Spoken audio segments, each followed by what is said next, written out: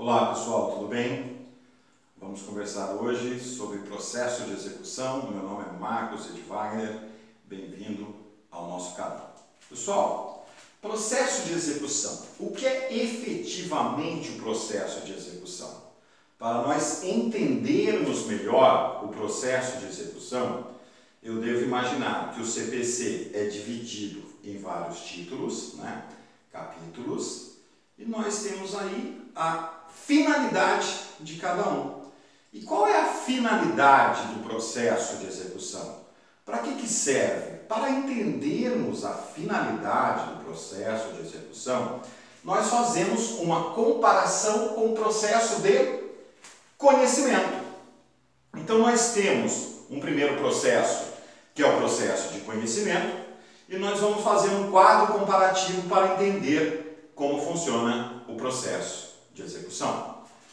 O que distingue o processo de conhecimento do processo de execução é a finalidade de um, é a finalidade de outro. Como assim? Quando eu ingresso com uma ação no processo de conhecimento, eu vou tentar sanar uma dúvida no sentido de saber se eu tenho a razão. Eu não sei se eu tenho a razão. Eu vou buscar no Poder Judiciário sanar aquela dúvida.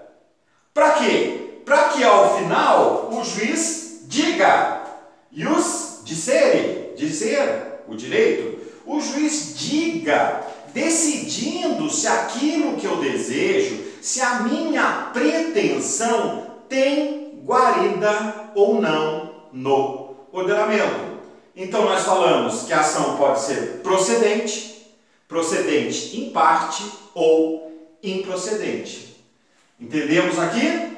Eu tenho num processo de conhecimento autor e réu. Eu tento provar. O réu será citado para se defender. E aí tem todo aquele trâmite processual, inicial, contestação, réplica e tudo mais. Até chegarmos a uma sentença. E essa sentença dará guarida ou não ao direito do autor. Já no processo de execução, parta do seguinte pressuposto. Eu uso uma palavra-chave, satisfação. Eu já tenho um direito reconhecido e eu desejo que o meu direito seja satisfeito. Então eu peço ao Estado juiz que tome providências concretas para que eu me satisfaça. No processo de execução, a citação é para pagar, não é para se defender. Porque já parte do pressuposto que o meu direito for reconhecido. Se for reconhecido, opa, não quero uma sentença procedente no sentido de acolher aquilo que eu julgo que é justo. Eu quero uma decisão que faça pagar aquilo que é devido. Tá? E toda execução ela é fundada em um título executivo. Então, no processo de conhecimento, o juiz vai resolver aquela incerteza no tocante à pretensão. Na execução, eu não tenho mais incerteza. Eu quero a satisfação. Como eu não posso fazer valer o meu direito, eu busco no Poder Judiciário para que ele tome as medidas necessárias para que eu encontre efetivamente a justiça dando aquilo que espontaneamente não foi dado por parte do agora não mais réu, e sim executado. Processo de conhecimento, autor e réu. Processo de execução, exequente e executado. Ok? Quais são as espécies de execução previstas? Nós temos a mediata e a imediata. Opa! Qual a diferença? É simples. Guardem. Se eu já tenho um título executivo, vou imaginar aqui um cheque, uma nota promissória. Se há certeza, liquidez e exigibilidade, não vou ingressar com ação no processo de conhecimento. Eu vou executar direto.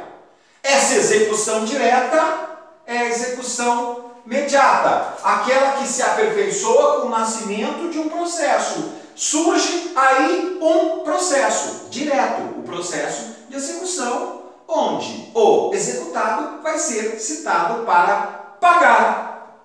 Ou ele pode ingressar com uma ação autônoma chamada embargos. Então, processo em que eu vou direto à satisfação, a citação é a execução imediata. Já a imediata, ela não nasce de um novo processo.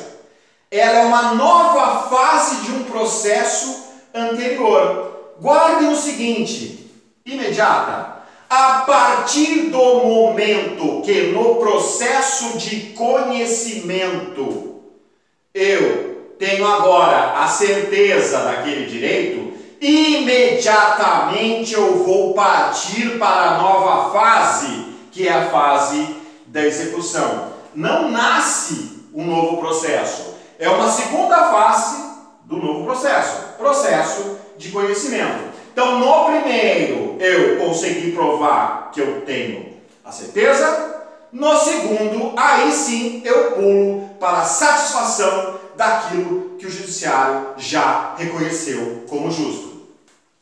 No Brasil, as imediatas, aquela que você já pula após o processo de conhecimento, são as execuções por título judicial. Exemplo, uma sentença. Salvo, exceto, as fundadas em uma sentença, só que a sentença é arbitral, aquela que vem fora de um processo. Lei 9.307 de 96, as partes maiores e capazes escolhem um árbitro de sua confiança para resolver a pendenga que elas estão submetidas. O árbitro decide. O árbitro decidiu, torna-se título executivo. Não cumpriu espontaneamente, dá um pulo no Poder Judiciário e satisfaz. Penal, condenatória. Aqui é questão de competência.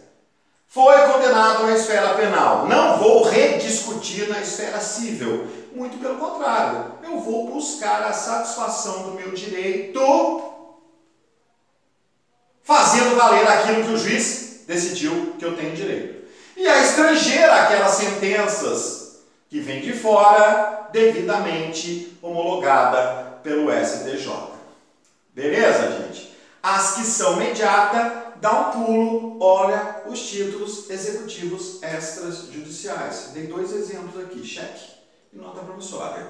Você tem uma execução imediata porque já tem um título líquido, certo e exigível. Beleza, pessoal? Voltamos já para a segunda aula de processo de execução.